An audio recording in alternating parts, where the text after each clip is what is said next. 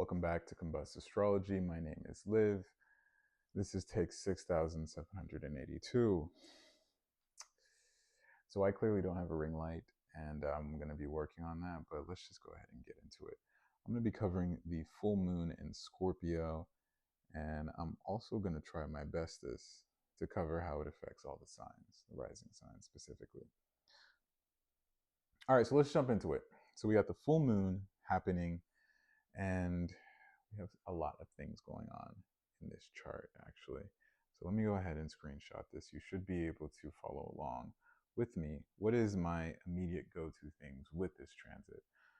Obviously the moon, but you have this idea of this is going to be romantic, whether or not you like it, because it's Scorpio, and like just knowing how Scorpio is just you can't not talk about fated love without Scorpio being in the mix. So let's address this. So you have the moon conjunct Juno that's retrograded, and I use the asteroids, but I use them more symbolically. And with the Juno there, I think to myself, wow, to always remember this love, to always desire to be so interconnected, to be so I don't want to say desire again, so craved. So it's more than just a Romeo and Juliet in the sense that they're so into each other, but this idea that if I can't have you, no one can. Or if you can't have me, no one can. And just taking myself with it. And it's deeply tied to the moon here, right? 2 degrees apart from each other. At Pisces to, I think that's like Capricorn. But with the two of them conjunct, I don't know if you've met a few moon and Scorpios. They self-destruct. But when I look at this combination of these two together, it's like, if I can't have it, I will truly destroy. I will truly punish. And starting off with the moon here being in a position it doesn't want to be, and to share an emotional connection that it wants to last forever. I was about to draw a Mars there. This fated sort of like ritualistic thing is dangerous, but I think that the opposite end of that, which is the Sun in Uranus, is even more chaotic. It's even more wanting to destroy. It's even more wanting to separate and to break free from this connection. So understanding that you have these two opposite ends, but they're both extremes. It's like really hot versus really cold. You're still going to get to a point where your nerves are like, we're out, we're done, right? And I think these two together play a big factor that will help you create a stability. If you're too far to one side or the other, either way, it's an extreme in all of the many iterations of that. So how can you come to the middle and find some balance? I like to look at the oppositions as of late and say, if you want to get to know where to find the middle ground, look at the square. So if we have the sun and the moon in the full moon, obviously it's an opposition. Where is the square? It's not a direct square, but we have Uranus and Leo. We have Aquarius and Leo. So this square could show, hey, let's find a way to give credence to myself, to honor myself, but to also find a way to still connect, still not be so ostracized. I feel as though if you let the concentration of the moon get to you, you will desire so badly to be in this state forever. And if you're lacking the state, meaning you've moved past it, meaning something's happened and you're remembering something that's already left you, a feeling, a person, then you're constantly regretting that.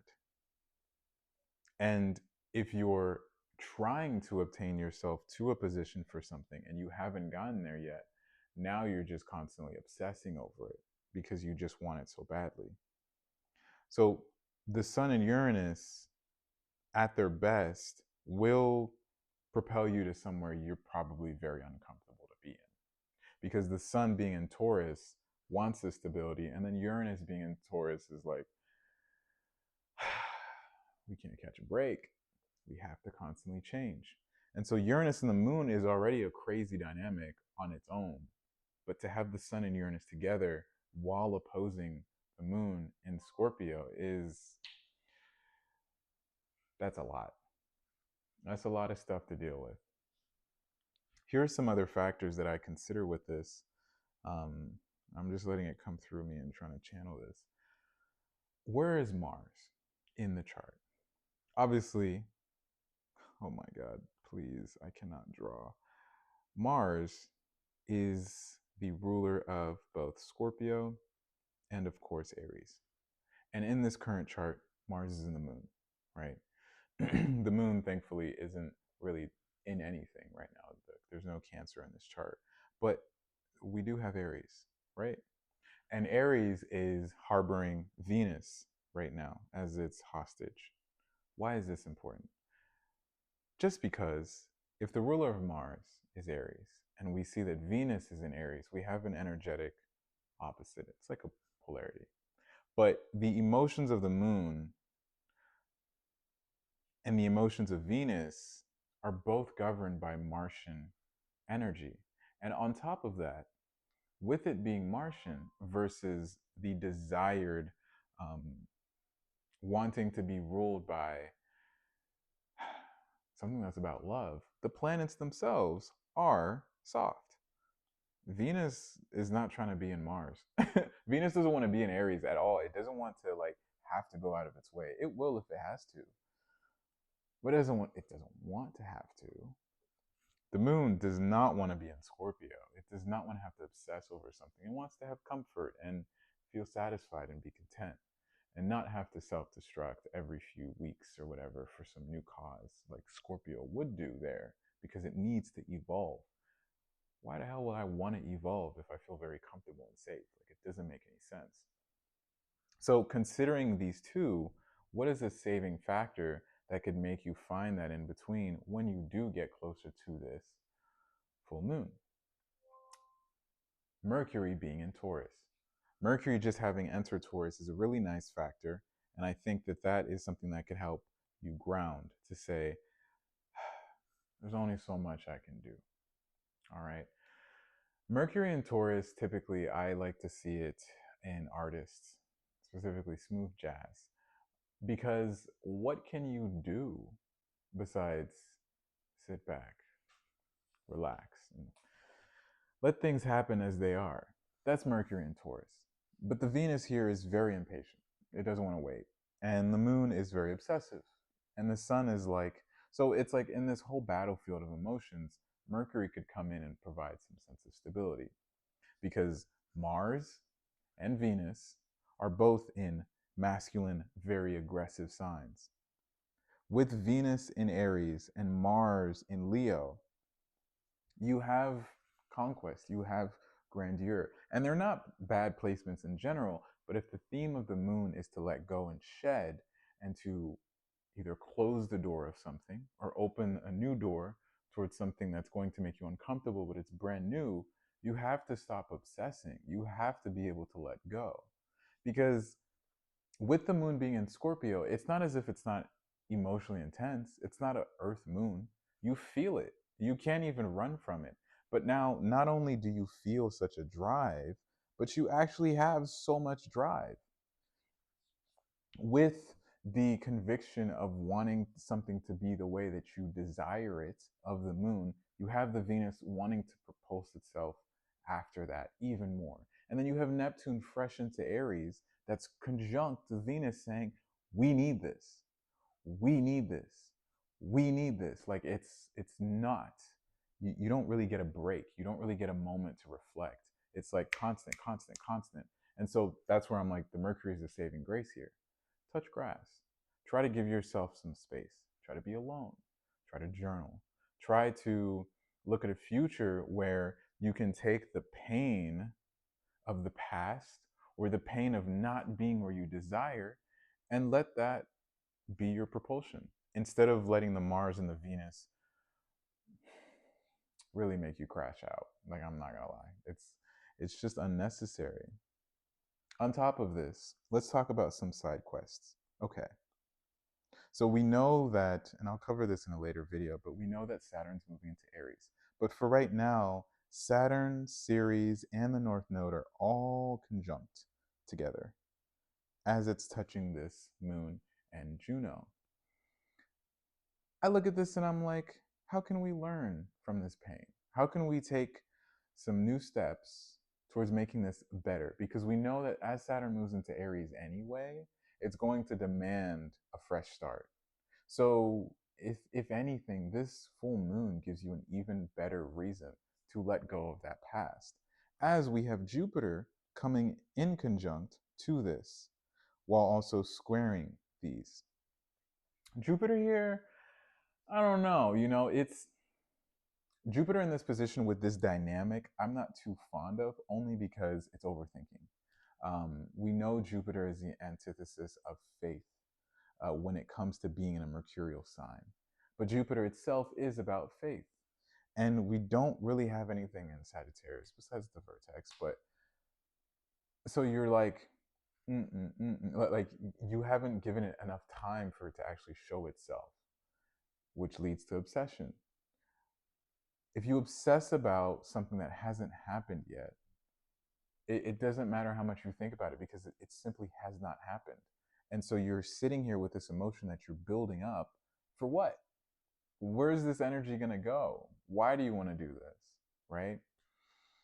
So that's how I look at this situation. There's only so much you can do, because if insult didn't add to injury, earlier on, Mercury was conjunct Aries.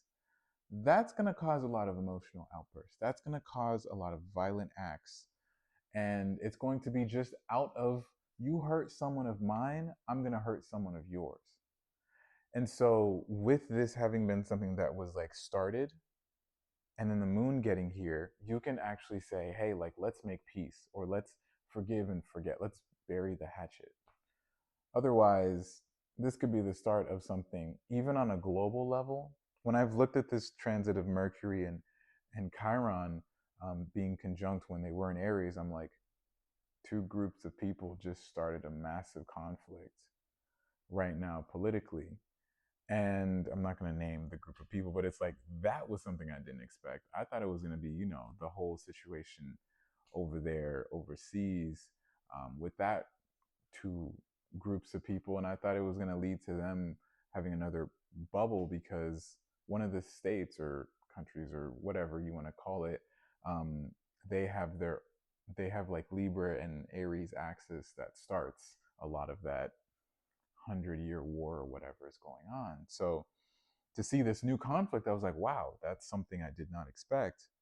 And having Pluto just gone retrograded, it's like the step back it's a must. It's a good time to reflect.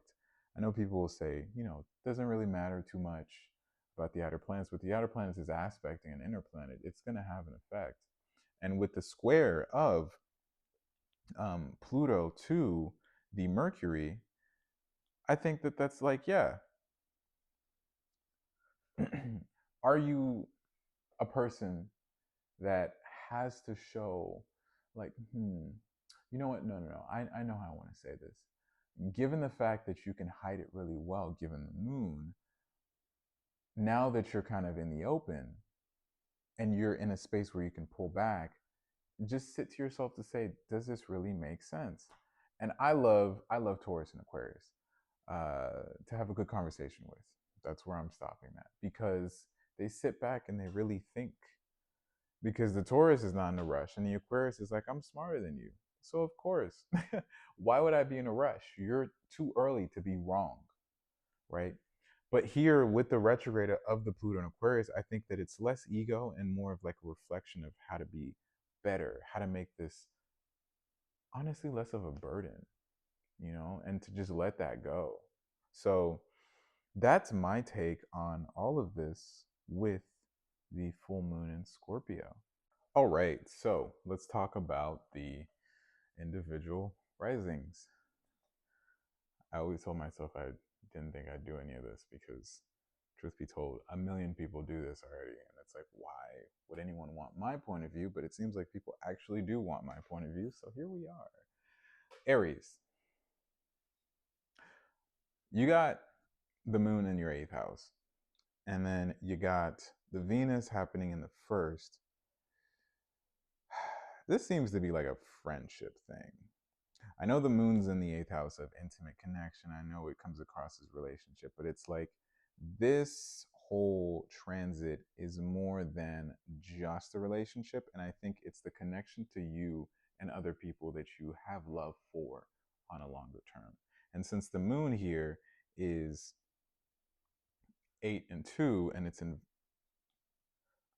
a it's in a weird position to me where I would say Pluto being in your 11th is already teaching you how friendships are kind of following through and showing you who they really are. My camera keeps resetting. I don't know why, but with Mercury and Taurus, it's like, okay, but where do you stand your ground with all of this? How is it that you're going about creating your own personal peace? So I know that it can come across as like it has to be about relationships, but because of so much of the sun being the illuminating factor and the moon being how you feel being in that 8th house, I do think to myself that this is more about your own needs in those interpersonal connections that you have that are long term. If it applies to a relationship, okay, it does. But with Pluto having been entered into that 11th, it's like, who are my real friends? Who are the real people that I'm going to go do things with? And it's a nice little wash, a nice little cleanup time before Saturn does enter that first house in Aries. So, yeah, hopefully you make or end the right people. All right, Taurus rising. Here you are, being someone that just wants to be in love. I think this applies more to the love aspect than anything because here you are you got Mars in your 4th, you got the Venus in your 12th house. And so it's like the connections. And then you have nothing in the 8th. So now you're left to be drawing in what makes you feel like you're you're appreciated and you're accepted. You've been trying to do your own thing. You've been trying to make sense of Neptune in your 12th house. And it's like, do I care as much anymore? I don't know. So the Mars having already done damage in that 3rd, 4th house and the connections, you've been getting like a very quick speed run of how it is that you're looking to be reciprocated in love, in communication, and how it is that you're not, right? But with the moon here, with that Juno, I look at that and I'm like, yeah, this is definitely about what you're looking for as a standard. You already know what it is that you now have as an issue for yourself, and you've been working on that with 12th house stuff. It's been a while, actually. Ever since Chiron entered that 12th house, you've been kind of making sense of it. So now, as we move away from the friendships, the connections that I thought were for me are not Saturn having transiting your 11th, now into Saturn going into your 12th, it's like even more, how much do I love myself? How much? How much? What is the standard that I'm going to set for myself? And so I would look at this as that connection. How will I now connect with people that I'm no longer going to keep because of the moon having been in my 7th house? Notice how Aries and Taurus risings are having almost inverted issues that they're going through with this. All right, let's move on. So, Gemini. Gemini risings are sitting with Jupiter. And you guys have been going cuckoo for Cocoa Puffs. You and Sag risings have been going cuckoo for Cocoa Puffs simply because of what Jupiter's doing to your 1st and 7th houses, irrespectfully. Yeah. But Venus here is in your 11th house and the moon is in your 6th. So the moon being in the 6th is truly like, it's a new start, in my opinion. I know it's like, it's a full moon. What are you talking about? The new moon should have been the new start. But like this whole cycle has been a new start because Uranus was in your 12th house for eons, since 2017, 2018. And every time I feel like, depending on your chart and your own transits, every time the moon is doing some sort of cycle, you get a little bit of like a, hey, don't forget about this. Hey, don't forget about this, depending on where the other planets are. And for you, the moon has been doing that every time it's in a water um, planet, specifically Scorpio, more so than Cancer. But like Saturn having been sitting in your 10th house has been like, when will I have it? When will I get there? I've been waiting so long. I've been trying so hard. Why can all I think about is my stability? What brings me comfort? My peace, you know? Am I going to change to a new job yet? I really want to try this career, but I don't know if I can because Saturn has been telling you, like, why are you not more delusional? Why is it that you can't get exactly what you want versus what it is that you've been trying to propose yourself into that clearly is like you don't like doing that. Why are you doing this? And as Saturn now moves into your 11th, it's going to take you from realizing, if it didn't already, this thing that I've been doing was a setup for how I was born. Because where is Saturn opposing? Your fourth house. So it's been like this whole career institutionalized. It was programmed. You didn't even know that you wanted to do that. You've been doing that because that Virgo fourth house is trauma. I'm telling you right now, y'all got it bad. Y'all got it bad. And I pray for you because I wouldn't wish that on my worst enemy. Virgo trauma is no joke, and you got it. So you've been doing these little strides, this corporate ladder thing, and it's like, is it really it? And so Saturn was just double checking you because some of you could have been like, maybe I don't need to work as hard, but I still like doing this, and you did it. Or maybe it's like, no, actually, I think I can do this in this way. Instead of being the one that helps out, I could be the leader. That's cool. Whatever it is for you, you know now that as we come back to the moon, as the moon constantly goes through your earth sign houses, it's like my stability versus what it is I can truly have as mine. So it's another tap to just remind you, like, oh, okay, am I on this path? Am I doing exactly what I want to do?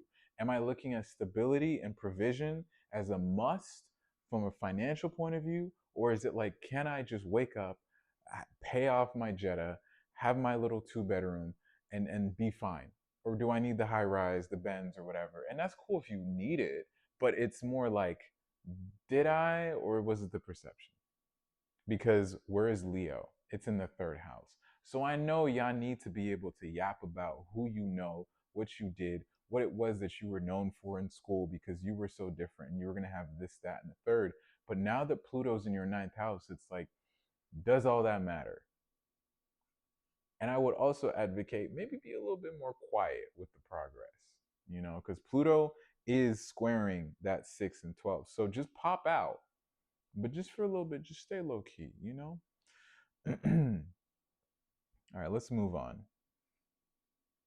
I got a good pace going on here. Cancer rising. Okay, I like this one.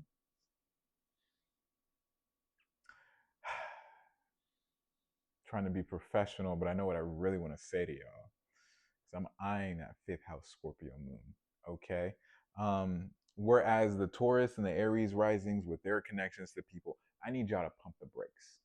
I know a few of y'all personally, like actually know a few of y'all, and you know the way y'all are running through this whole past 2 months.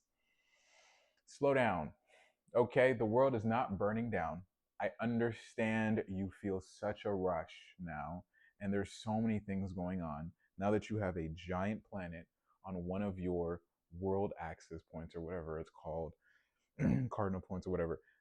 Neptune being in Aries doesn't mean you have to burn everything down. It does mean you now have to be more definitive with what you want, but it means you just got to go for it, but you don't have to die now. This is going to be here for at least a decade. So relax. And then you have Gemini entering your 12th house. Jupiter already gave you a fast forward type of situation, but now Uranus going in there. I said Gemini. Uranus going in there, like relax, slow down. Okay? It's not that deep. It is deep, but it's not that deep. You're not a Scorpio. You are a Cancer rising. So just, pump the brakes. And as far as that fifth house shenanigans, y'all need to be careful. That's all I'm gonna say about that. But y'all really do need to be careful. Before you turn something that isn't really what you think it is to like forever, just remember what it is that you need now from that source is not permanent. It's not. It gives you a sense of stability, but if you just remove that specific thing, because I don't want to get too specific for you guys, because I think the Cancer risings know exactly what I'm talking about. It's replaceable, and I don't want to say that about, but it is, which means you shouldn't immediately want to commit that badly. Like, take a moment to make an actual plan. That's all I'm gonna say about that. I'm trying not to expose you guys. All right, Leo risings. Really good time. Leo risings. Okay. Okay. Dang. That's some trauma. How is mom doing? Dang. Mom is freaking out. She is freaking out. She's all worried about how it's gonna look. Yeah. Yeah. Finding out a lot of lore here. Anyway, that eighth house. That eighth house. Gotta take out that trash. The eighth house with Saturn going through it in Pisces, that's tough. That's really tough. And, coming out of this, licking your wounds and getting a really deep sense of the spiritual, I think it would make you want to feel celibate in my point of view. But then the moon brings you back to say, like, okay, cool, you've worked on yourself, but you're still not alone. It's more so be independent.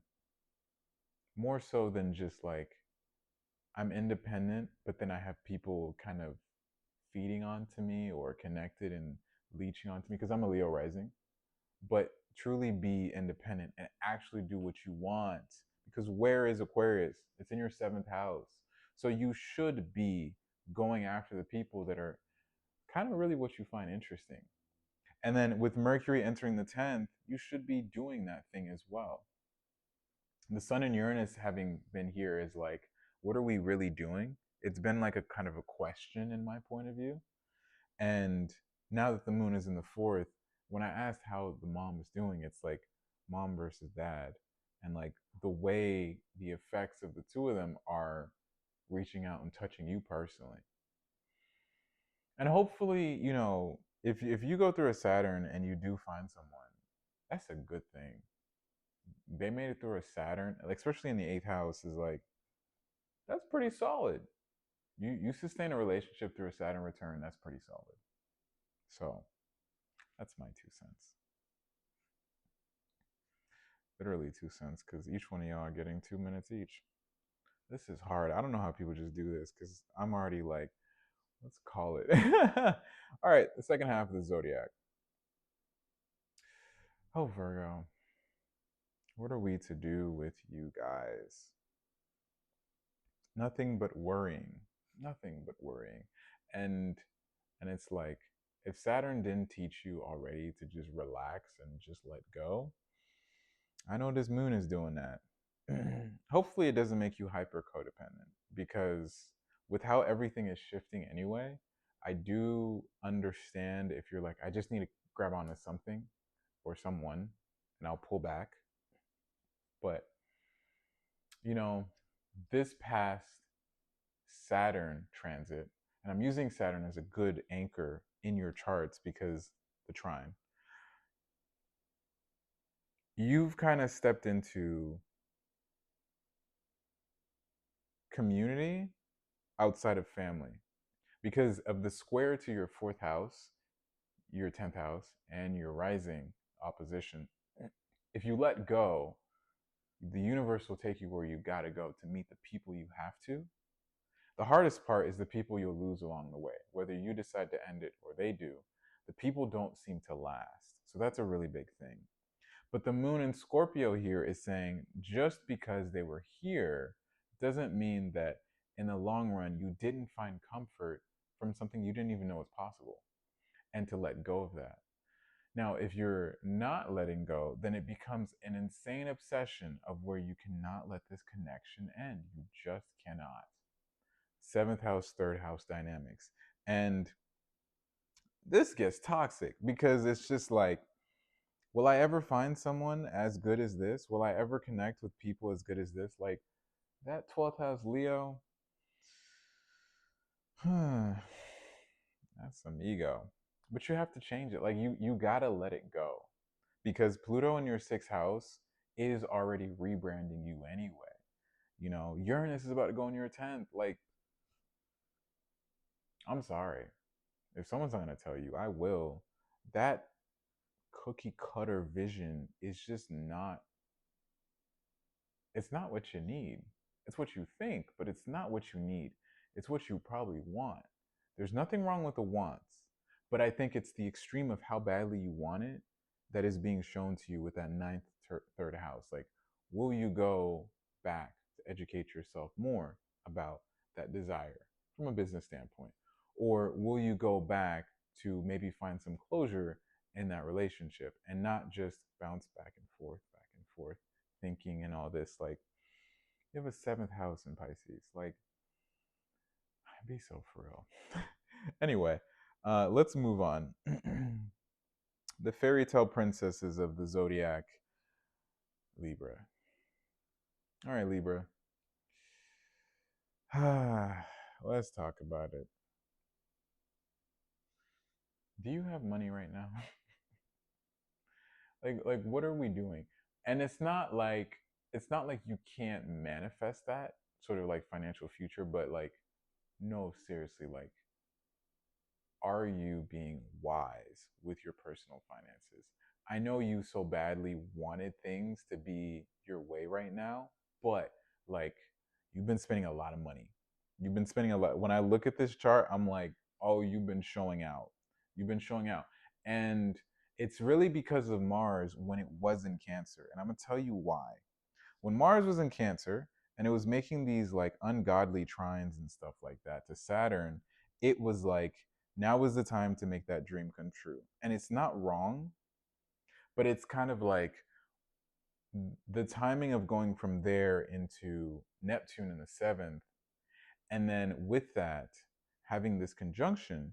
But really, the sleeper thing is like, if you didn't get it off quick enough, on the tail end of launching this business, of traveling to this new place and setting up like a new living, to all these purchases, it started to like pile up, and now you're just like, no, we got to execute, we got to do this because it's not a good look on me, because Mars is sitting in your 11th house right now, and it's like, I can't fail, I can't go back. Like, what? That's, so with that, I'm not saying that things are going to fail, I'm not saying it's not going to work out. I think it will. I think the Mars in Leo is giving you that boost, and having been, having like an immediate contact to what's going on in your seventh, I think it's good. I think you do get what you want. But the finances can get dry if you don't slow down. Because all of a sudden, now that Mercury is in your eighth, it's like it doesn't really think outside of what it needs. And it really thinks outside of what it, no, actually, I should say that better. It only thinks about what it wants and not necessarily just the necessities, because it's like it has to look good. So the moon in Scorpio here is like, okay, were all of these things the best thing? And if they weren't, it's okay. But how do we move towards a more sustainable way to flatten out that curve? Because, you guys don't handle anxiety well at all. I will say that this rising sign, whenever they get hot, they get hot. I'm talking about like spiraling, spiraling real bad, real bad. And they jump and assume, and I'm not trying to expose you guys, but I know. And so, and I get it, because it's like you guys have that fourth house in Capricorn.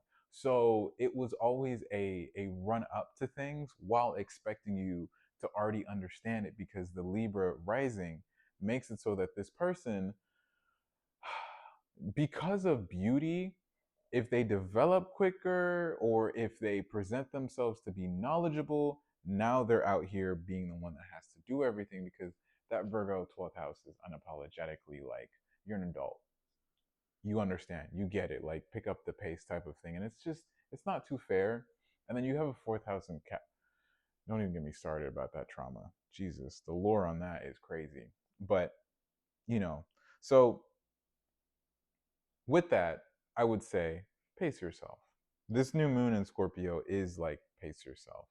And it's okay if you're not having the constant attention on yourself. In the second house, it honestly makes me feel like you should pull back to your own desires and needs. And like, you've already planted the seed, you've watered it a bunch. Just let it grow now and relax. Relax. Okay. Wow, 20 minutes. I really don't know how they do this. But anyway, here I am doing it. Let's go on. I got like 3 more in me. So, okay, Scorpio risings. Wow. Mm, mm, mm. This is a rebrand. And unironically, it's also a rebrand about not money per se, but about like you.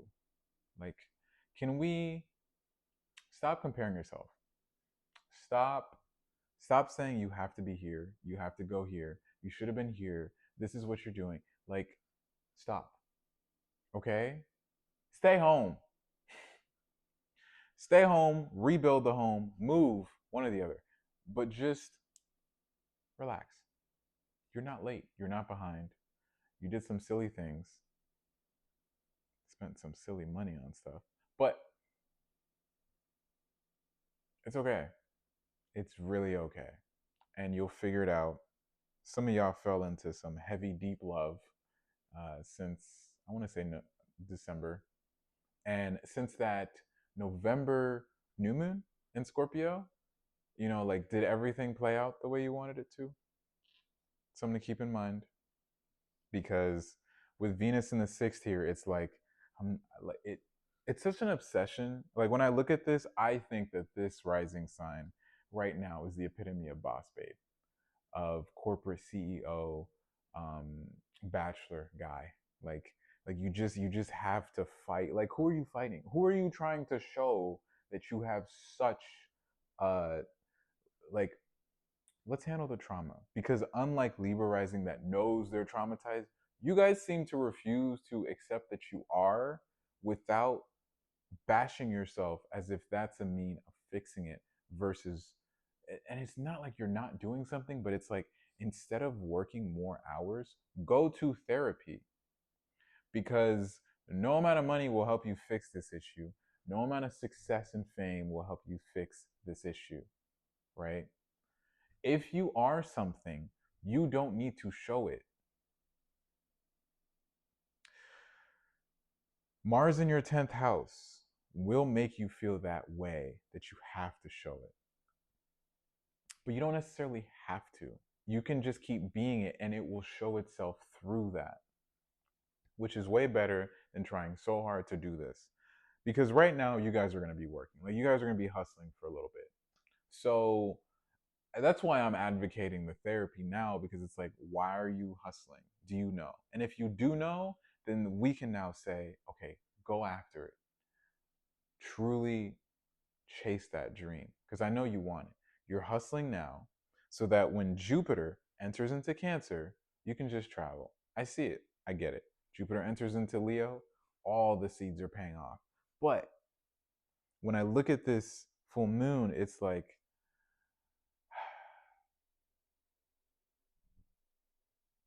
pulling back and reassessing yourself makes you a better, stable person for the people around you. Yeah. Okay. Great timing. I swear, if this video like corrupts or anything like that, you'll never see this. Which means I'll probably never do it again. No, I'm just kidding. Virgo perfectionism. All right, so Sag risings. How's the dating been? Unlike Cancer risings, Anyway, so moon in the 12th house. This one, like, it's funny because Sag risings, it's like, it's a mixed bag. These are the real Gemini. Like, some of them will not listen to anything you have to say about spirituality. Some of them are so interested in it. And I just look at it from the perspective of which one has actually just accepted the Jovian path and which one is desiring to sit in the Virgo. And with this axis, I love Sag risings. They're one of my favorite rising signs, but I'm just like, what type of Sag rising am I getting? Right? Are they knee deep in spirituality or are they just obsessed with being corporate? Which one? Because this square is ungodly. And when I tell you this square is so strong, because the other part of this mutable cross is like, it's good.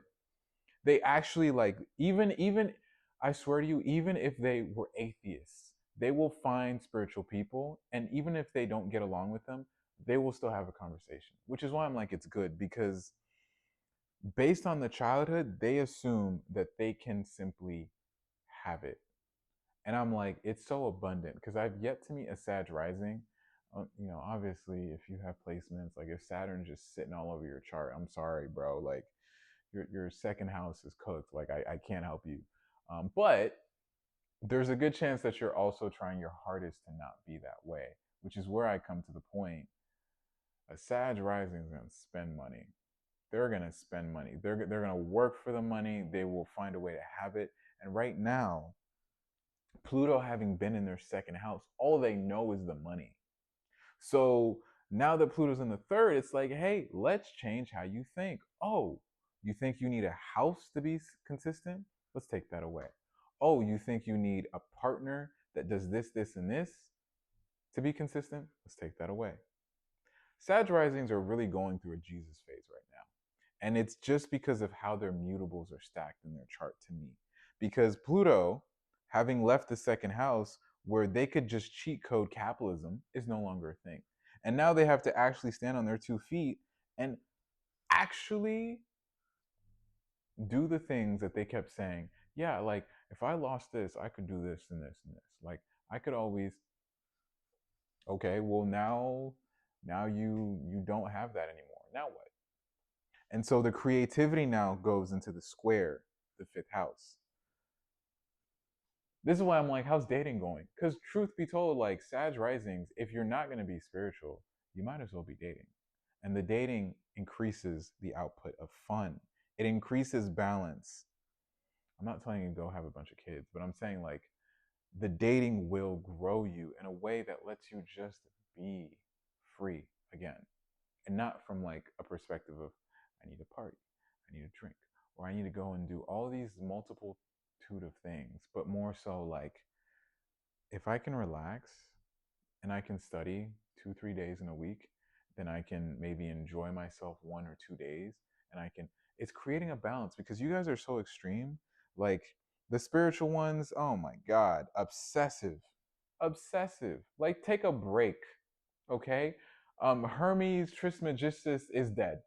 That man is 6 feet under, or he never existed. And talking about as above, so below at 5 a.m. is it like what are you doing? And then the corporate ones right now, they're just lost because they don't even know what to do with Saturn in their fourth. They're running from home, probably move somewhere else, and they're trying to figure out why it is they feel the way they feel. Work on the trauma. Work on the trauma, right? Because at the same time, even if you're not corporate, Saturn has been in the fourth. So the home has been a mess regardless. And if you acknowledge this, then you've either gone home or you've reconnected with your parents. Because of Saturn having been in the fourth, moving into the fifth, this is where I'm saying go have fun because you're going to reanalyze the way that you connect with this world from a dopamine point of view. That is the final phase with this. When Saturn, as Neptune and Venus are already there, it's like, I want that connection. I want that vibrato. And here, with the moon being in Aries, I'm like, okay, this is kind of teaching you guys, like, hey, maybe there's more. And this is what I'm saying date. because either you're going to feel that there's more from a connection with someone and it's going to open up that eighth house and make you so like, I want to cry, or it's going to feel like it's more and you actually deep dive into the spiritual if you were the corporate boss babe or whatever, right? I like this for you guys. I hope you guys find someone that really does give you a connection long term that you need, that's healing, because the eighth house is healing, which is why I'm like, just date. I'll say things and it's like, okay, but it's like, this is the layer. If you date with this chart, let's say you're in a marriage, if you re-spice in that connection, it will heal, which I think will have this cascade effect of leading to your spiritual, which will then heal you again. And then you will teach and you will feel like you can connect with people, because the fifth house is more than just the dating. But, you know, it's 2025. That's all people know how to do nowadays anyway. So oh, we are 30 minutes in. This is going to be a long video. I hope it uploads. I hope this saves. I hope there are no issues. All right, Capricorn rising. Oof, man. This one's really simple. Let's just talk about the friend group. Unlike Aries rising, where it's like sitting back to yourself, you're gonna have to block them. Yeah, yeah. And you know what's crazy? Like, I know a few Capricorn risings, and they've already kind of done that unbeknownst, but they did it in such a bad way. They just like unplugged some. What I would have been like, oh, that seemed fine, and like, nope, reset. Nope, I started on this project. Reset, reset. And I'm just like, whoa, okay. Neptune hops into your fourth house and it's like, just burn it down. Sag risings got that, and they would have traded that for calm. You guys are like, we're going right into it. Just love die, like friendships gone, like people I don't blocked. I don't know. It's just funny to me because it's such a Scorpio thing to do. So anyway, Moon's in here now. Another rebrand. I don't know, what is this, like the sixth this past 2 years, but Saturn leaving that third house and then entering into there with the moon and everything, and Scorpio right now is like, what's that meme? I don't want peace, I want problems. That's all I could think of right now. These are expensive decisions, but you know, there's not much I can tell you guys because the way everything's set up, you're pretty stubborn anyway, and have fun. I'd like, if you have a Capricorn rising and you're watching this and it's after, I'd like to know how this went. All right. The special little snowflakes for the next 22 years, the Aquarius risings. Some of you have already accepted it. I love it. I love how some of you are like, you know what, Liv? It truly has been a circus show since November. And at this point, it is what it is. Some of you are still fighting it, and I get it. You're cold ruled by Saturn. All I can say, just like they say, the markets can be irrational longer than you can be solvent. Pluto can screw you over longer than you can last. And I'm going to tell you right now, the sooner you let it go, the sooner it's going to make you feel a lot better. Okay? Pluto in your first house, having a square to your 10th, your 4th, and your 7th, just disappear. Pull a Scorpio rising, disappear, rebrand, have a whole new friend group, because that's how you get through this. I'm not gonna lie to you. That's how you get through this. And Saturn having made you feel almost like powerless and poor, like you're just gonna have to pull back. You're gonna have to. Like, you were doing something, it was working really well, it was fun. Saturn hops into Pisces, it's like, this doesn't last. This doesn't work. What are you doing? And then Pluto's in your first house. Listen, heed my warning. We're just getting started. Okay?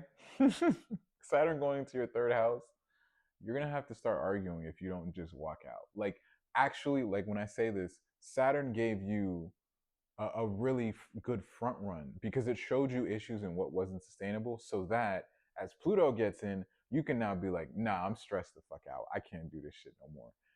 But if you let Aries, Saturn and Aries go into your third and you don't hash this out and you keep doing these silly little things that you know don't work because you want this perfect partner, seventh house Leo, you want this career that is killing you, 10th house Scorpio, or you want to create this like stable household where there has been nothing but trauma.